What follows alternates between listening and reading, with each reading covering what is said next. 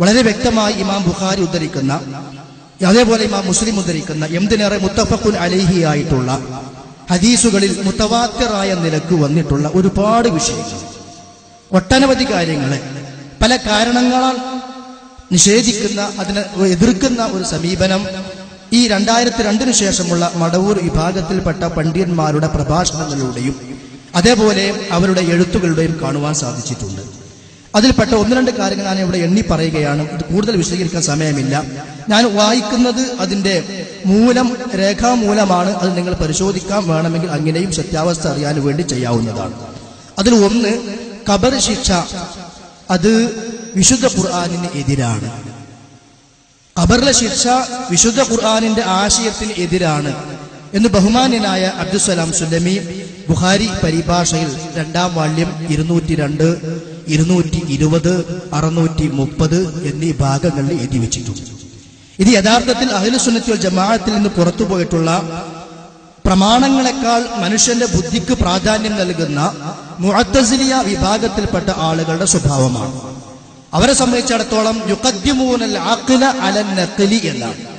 ഖുർആനിൽ ഒരു വിഷയം വന്നിട്ടുണ്ടോ, ഹദീസിൽ വന്നിട്ടുണ്ടോ എന്നതിനപ്പുറം ആ കാര്യം ഞങ്ങളുടെ ബുദ്ധി കൊണ്ട് സ്വീകരിക്കാനും അംഗീകരിക്കാനും ഉൾക്കൊള്ളാനും കഴിയുമോ എന്ന് മാത്രം പരിശോധിച്ച് പ്രമാണത്തെക്കാൾ മനുഷ്യബുദ്ധിക്ക് പ്രാധാന്യം നൽകുന്ന ഒരു വിഭാഗമാണ് മുഅത്തസിലിയാക്കൾ. അവരുടെ വിശ്വാസത്തിൽപ്പെട്ട ഒരു മേഖലയാണ് ഖബർ ശിക്ഷയെ നിഷേധിക്കുക എന്നുള്ളത്. അപ്പോ ബഹുമാന്യനായ അബ്ദുസ്സലാം സുല്ലമി അത് എഴുതി വെച്ചിട്ടുണ്ട്. മാത്രവുമല്ല, നബി സല്ലല്ലാഹു അലൈഹി വസല്ലം പഠിപ്പിച്ചൊരു പ്രാർത്ഥന ഉണ്ടല്ലോ, അല്ലാഹുമ്മ ഇന്നി അഊദു ബിക മിൻ അദാബിൽ ഖബർ വമിൻ അദാബിൻ നാർ വമിൻ ഫിത്നത്തിൽ മഹ്യാ വൽ മമാത് വമിൻ ഫിത്നത്തിൽ മസീഹ് ദജ്ജാൽ എന്ന് തുടങ്ങുന്ന അത്തഹിയാത്തിൽ അവസാനത്തെ പ്രാർത്ഥന. അതിനെ സംബന്ധിച്ചുള്ള വിശദീകരണം നൽകുന്നിടത്ത് ബഹുമാന്യനായ അബ്ദുസ്സലാം സുല്ലമി എഴുതിയിട്ടുള്ളത് അത് ഒരു തരം ആലങ്കാരികമായ പ്രയോഗമാണ് എന്നാണ്. ഈ ഖബർ ശിക്ഷയെ സംബന്ധിച്ച് ലോകപ്പ് മർദ്ദനം എന്ന് പറഞ്ഞുകൊണ്ട് പരിഹസിച്ചത് ചേകനൂരാണ്. ആ ഒരു ആശയത്തിലേക്കാണ് ഏതാണ്ട് ഈ ആളുകളും പോയിക്കൊണ്ടിരിക്കുന്നത്. അതുകൊണ്ട് എന്താണ് വസ്തുത എന്ന് അറിയാതെ ഒരു പക്ഷം ചേർന്ന് മാത്രം നിൽക്കുന്ന എന്റെ മടവൂർ വിഭാഗത്തിലെ, മടവൂരി ആളുകൾ എന്ന് ഞാൻ പറയുന്നില്ല, മടവൂർ വിഭാഗത്തിൽ പെട്ടുപോയ സഹോദരന്മാരും ഒന്ന് ചിന്തിക്കണം, അറിയണം എന്ന് മാത്രം ഗുണകാംക്ഷയോടുകൂടി സ്നേഹത്തോടുകൂടി പറയാണ്.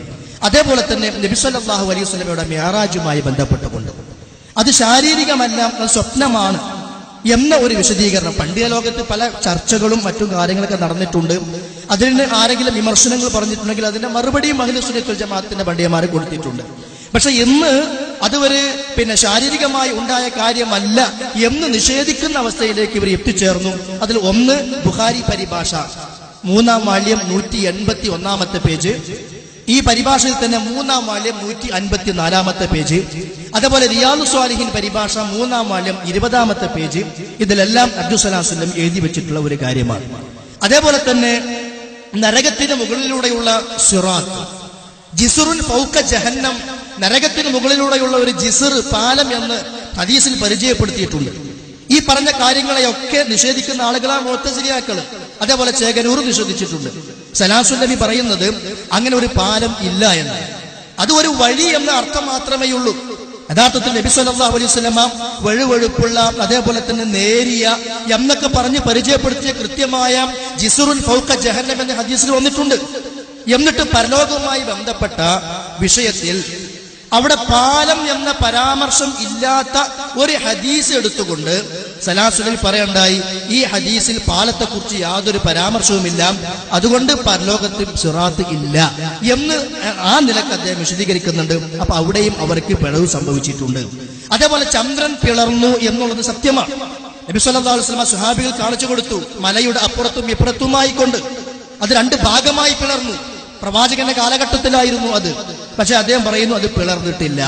അതേപോലെ തന്നെ ഹദീസുകളിൽ വന്ന ഹജർ അസ്വദിന്റെ സവിശേഷത സലാം സുല്ലമി പറയുന്നത് മുസ്ലിംകളിലെ അനാചാരങ്ങൾ എന്ന പുസ്തകത്തിൽ 232-ാമത്തെ പേജിൽ പറയുന്നത് ആ വിഷയവുമായി ബന്ധപ്പെട്ട് വന്ന ഒരൊറ്റ ഹദീസും സ്വഹീഹല്ല. അതേപോലെ തന്നെ സംസം വെള്ളത്തിന്റെ പ്രത്യേകതയുമായി ബന്ധപ്പെട്ട് വന്ന ഹദീസുകൾ അതിന് അദ്ദേഹം നിഷേധിക്കുന്നുണ്ട്. ബുഖാരിയുടെ പരിഭാഷയിൽ തന്നെ മാഉ സംസം ലിമാ ശുരിബ ലഹു ഹദീസിൽ വന്നതാണ്. സംസം വെള്ളം എന്തിനു വേണ്ടി കുടിച്ചോ അതിന്റെ ഫലം കിട്ടും.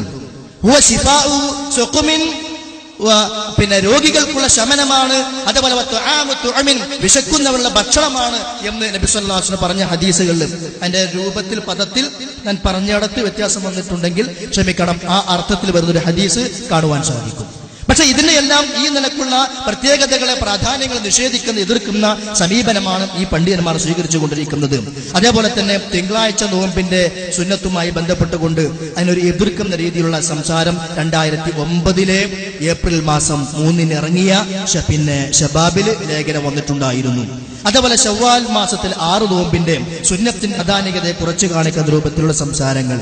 എന്തിനേറെ മസീഹു ദജ്ജാലുമായി ബന്ധപ്പെട്ടുകൊണ്ട്, ദജ്ജാൽ എന്ന് പറയുന്ന അങ്ങനെ ഒന്നില്ല, അത് എല്ലാ മോശമായ സംഘടനകൾക്കും പറയുന്ന, എല്ലാ തിന്മ നിറഞ്ഞ ഗ്രൂപ്പുകൾക്കും പറയുന്ന പേരാണ് ദജ്ജാൽ എന്നതല്ലാതെ അങ്ങനെ ഒരു പ്രത്യേകമായ വ്യക്തിയോ അങ്ങനെ ഒരു സൃഷ്ടിയോ ഇല്ല എന്ന അർത്ഥത്തിൽ ദജ്ജാലിന്റെ ഹദീസിനെ നിഷേധിച്ചുകൊണ്ട് ബഹുമാനനായ അബ്ദുസ്സലാം സുലമി ബുഖാരി പരിഭാഷ 3-ാം വാല്യം 179 അതേപോലെ 976 പേജുകളിൽ സംസാരിച്ചിട്ടുണ്ട്. ഞാൻ പറഞ്ഞു വരുന്നത് ഈ നിഷേധങ്ങളൊന്നും പെട്ടെന്ന് ഉണ്ടായതല്ല.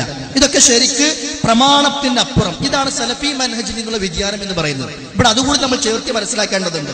ഓരോ കാലഘട്ടത്തിലും ശരിയായ റൂട്ടിൽ നിന്ന് പിഴച്ചു പോകുന്ന ആളുകൾ ആദ്യം നിഷേധിക്കുക ഹദീസുകളെയല്ല, മറിച്ച് സലഫി മൻഹജിനെയാണ് ആദ്യം എതിർക്കുക, അതിനെയാണ് ആദ്യം ചോദ്യം ചെയ്യുക. കാരണം അതിനെ ചോദ്യം ചെയ്ത് അതിനെ നിഷേധിച്ച് അതിനെ എതിർത്തു നിന്നാലേ തങ്ങളുടേതായ നിഷേധങ്ങളും തങ്ങളുടേതായ യുക്തിവാദങ്ങളും തങ്ങളുടേതായ സ്വന്തം ദുർവ്യാഖ്യാനങ്ങളും ഈ വഴിയിലേക്ക് കൊണ്ടുവരാൻ സാധിക്കുകയുള്ളൂ. അതുകൊണ്ടാണ് ഇവരും ആദ്യമായി സലഫി മൻഹജിനെ